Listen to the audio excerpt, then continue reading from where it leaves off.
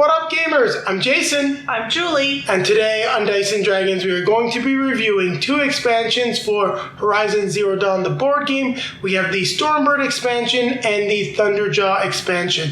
Now, these 2 expansions will be adding the giant machines to the game. You can see Thunderjaw set up in front of us. We've got the Stormbird. It is designed by Sherwin Matthews and published by Steamforged Games. Now, I'm going to toss it over to Julie, who will tell you more about the game itself. Sorry, almost got ahead of myself there. So first of all, this is a review copy, so thank you very much for thinking about us. We do appreciate it. I'd like to remind our viewers that our opinion will remain our own. So this is a semi-cooperative or cooperative game, expansion basically for the game, the base game, for ages 14 and above, plays 1 to 4 players in 60 to 90 minutes, but I find that honestly, at least with Stormbird, and we'll see with Thunderjaw, it's been more around 2 and a bit hours. Actually. Yeah, I'd say closer to the 2-hour mark. So we have completed playing against the Stormbird. We are going into the last battle against Thunderjaw. Now, this game is going to progress pretty much identically to the original base game. The main difference is that you do have a big board and a big giant enemy that you're going to be facing off against, depending on the hunt. Now, there are a few different ways to incorporate these enemies into the deck. We'll let you read about that in the rulebook, but you can either take the preset deck for those specific hunts to set it up and play against them, or you can incorporate them into your hunt and mix and match with all the different expansions that you have for the game. Just like the base game, you're going to be taking on the role of a hunter, and you're going to be competing for glory in the semi-cooperative mode, or competing just to make sure that you bring down this big bad that is threatening your tribes. I think we've talked enough about these expansions, so it's now time for us to take it at the table. Yes, take it to the table one more time. We're going to beat Thunderjaw. We're going to grab our drink, grab our fellow hunter,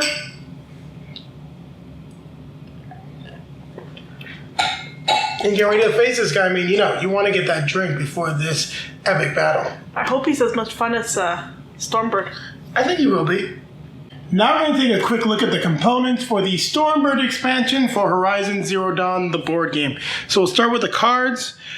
Here you get the new hunt deck. So you've got the final hunt, some new level 3 hunts, level 2 hunts, and level 1 hunts. Now you'll notice that all of these hunts will be using the same components that you already have in the base game. So I'm going to put these off camera so that we can take a look at the board next.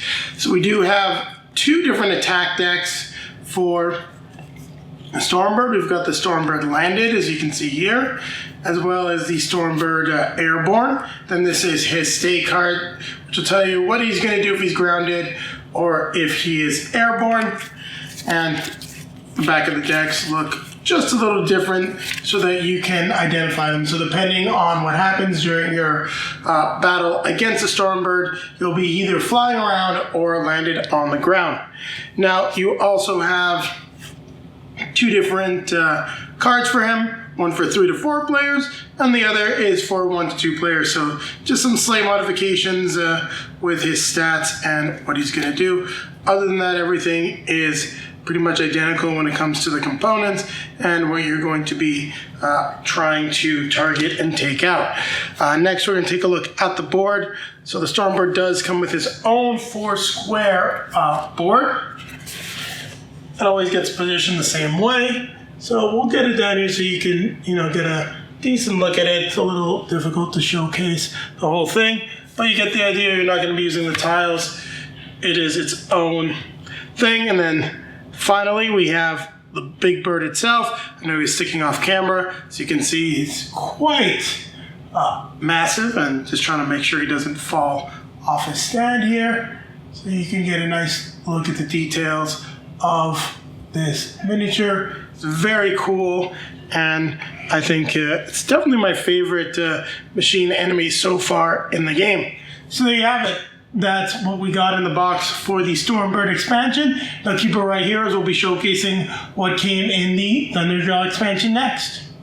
Now I'm going to take a quick look at the components for the Thunderjaw expansion for Horizon Zero Dawn, the board game. Before we dive into these components, I just realized that I neglected to showcase the rulebooks that we get. You also get a Thunderjaw construction guide. You get the same thing for the Stormbird. So I'm just going to move that off to the side. We'll take a look at the rulebook for Thunderjaw quickly. So you do get some quick references for anything that is new, the structure threshold, and how you're going to be gaining some glory points.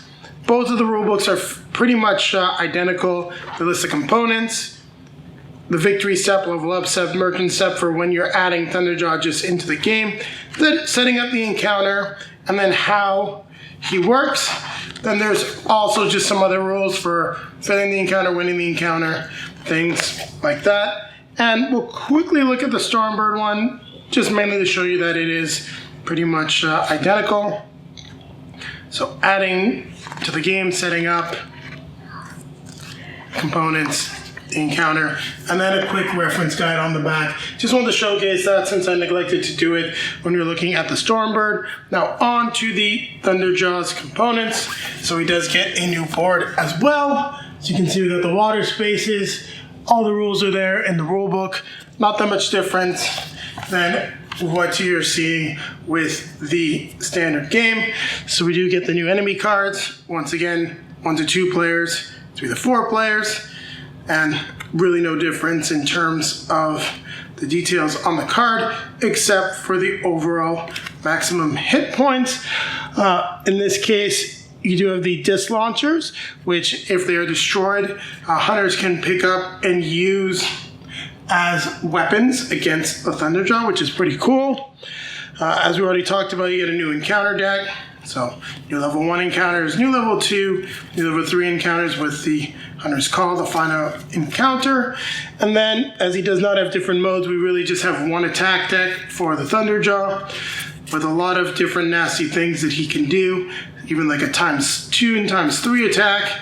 So that is something that you got to watch out for. Now, the one thing I just want to mention when it comes to those attacks that have multipliers, the rules for how those attacks are supposed to go off are not in the Thunderjaw rulebook, which is something that we were definitely a little bit disappointed by. Now, we've got the miniature itself here. Now, the one thing I will mention, as you can see I'm being careful picking it up, is it doesn't stay very well in the base. That's okay. I mean, moving it around, you can pick up the base to move it fairly easily. And it's designed to be taken apart and stored, so that's the reason why it's like that. But tons of detail on this miniature. I mean, if you paint, you're going to have a lot of fun with this guy, especially if you're also a fan of the video game. So it looks very cool.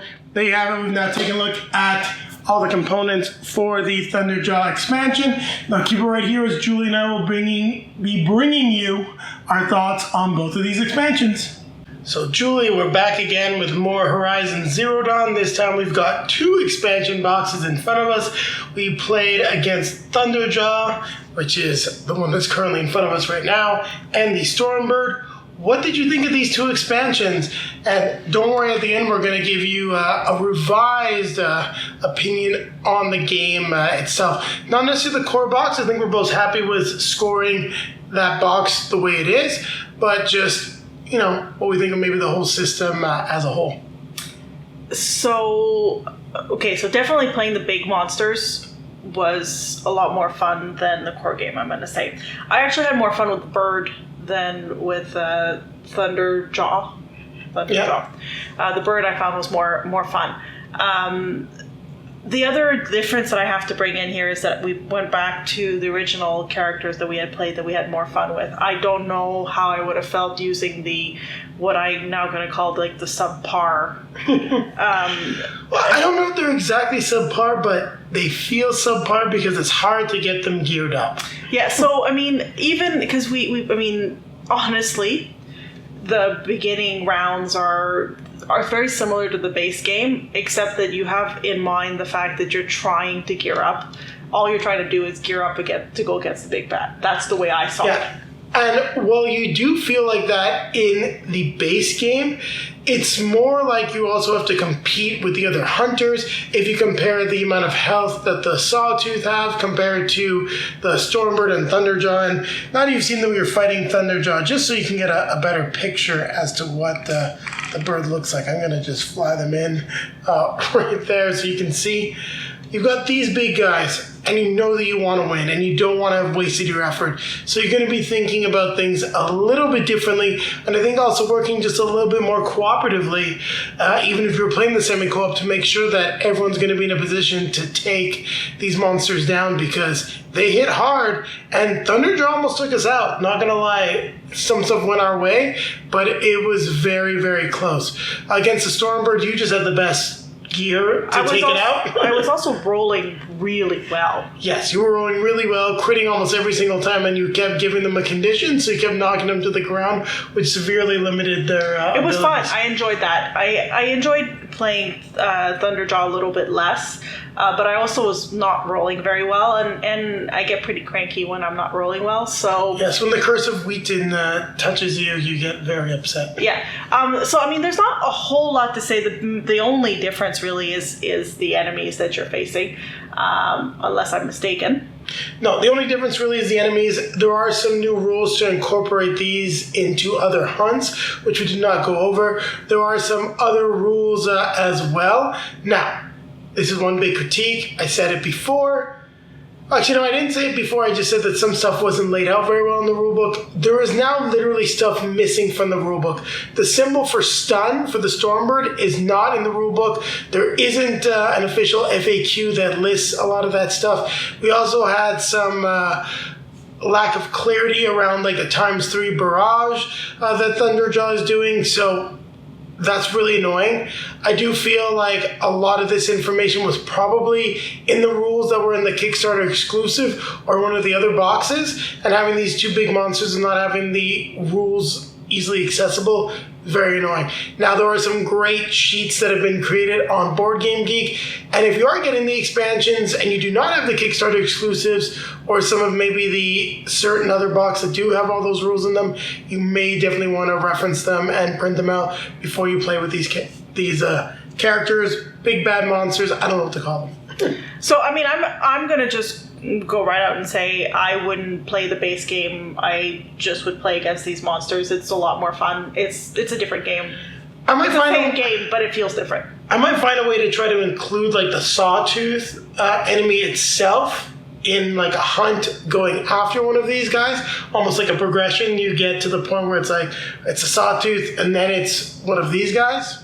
You know, Thunderjaw the Stormbird.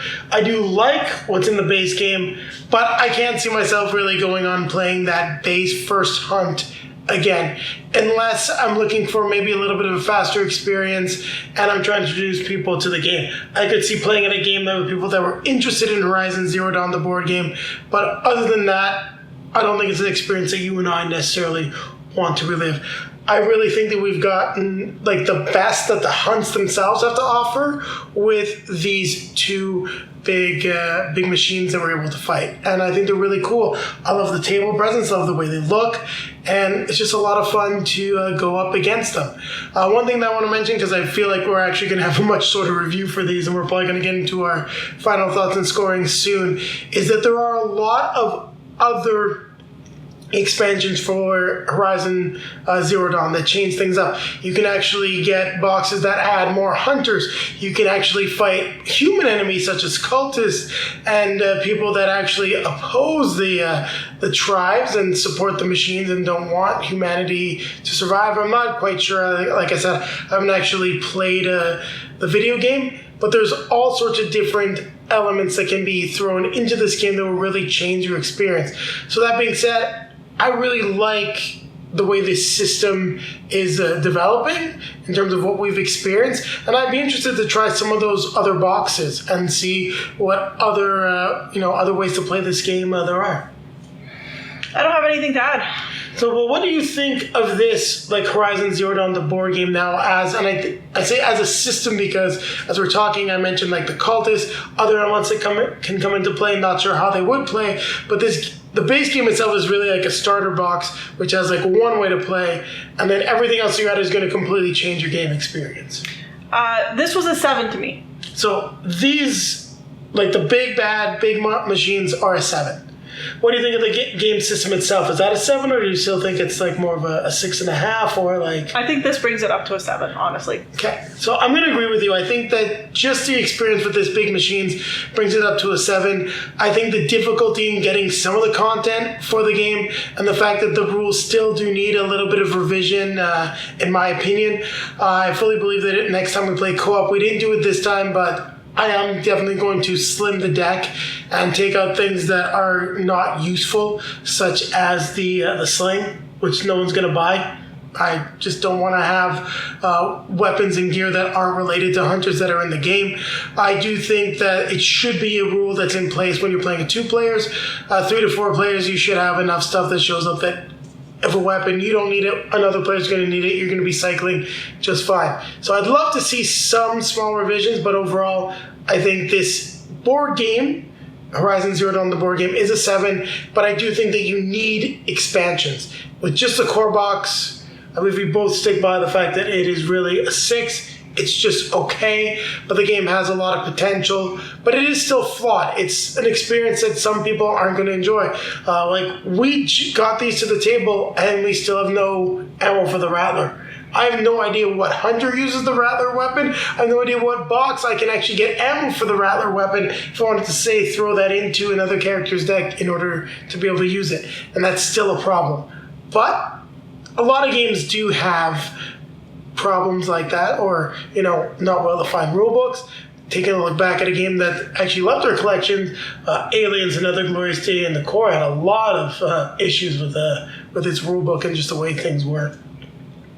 But really happy we got to play these. Love the table presence, and I definitely think if you're going to get the game, pick one of these up. Pick up an expansion box. If you only pick up one or two, the bird's the coolest. Yes, I'd say probably get the bird and then maybe get one of the expansion boxes that has the cultists, because then you'll really be fleshing out your game experience. And often or not, we've been talking about whether a game is going to leave our collection or potentially be on the chopping block to leave the collection.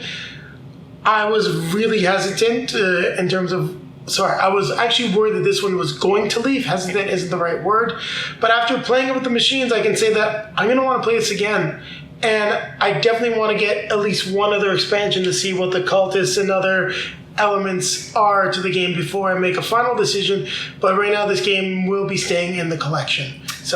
So on that note, it's time to remind you to like, comment, subscribe, and hit the bell to be notified when we have new content for you. And take a look down below in the video description. You can find links to all of our social media feeds: Facebook, Twitter, Instagram. If you'd like to see pictures of Julie and I playing the original game, there are plenty already on our feeds. There'll be more coming out for the Stormbird and Thunderjaw. So Stormbird will show up first, then Thunderjaw, so check out those pictures. Also, there's a link there to multizone.ca, a great Canadian game store. Click that link, you'll get 10% off your next purchase. Great way to support the channel, and a great way to get some discounts on games like Horizon Zero Dawn, especially if you're going to be buying the game and multiple expansions. Take advantage of 10%, so make sure to check them out. I know that they do carry a lot of these big box Kickstarter games. Unfortunately, I don't think you can find the Kickstarter exclusives there anymore. And then popping up in front of us are going to be links to some of our previously released videos. In front of me will be our most recent release. And in front of Julie is going to take you back to our review of Horizon Zero Dawn, the board game. So if you want to see our original thoughts on the game and just a little bit more in detail on the flaws, check out that video. But definitely elevated by the content we have in front of us. Now we're now going to grab our drink, grab our best friend and fellow hunter, because we're playing co-op now. And we're going to keep playing games. I'm going to keep playing this one. Don't know when it's going to get back to the table. We'll have to track down that expansion and figure out how to store everything, but you definitely see us talking about it again in the near future. Well, maybe not near future, but in the future.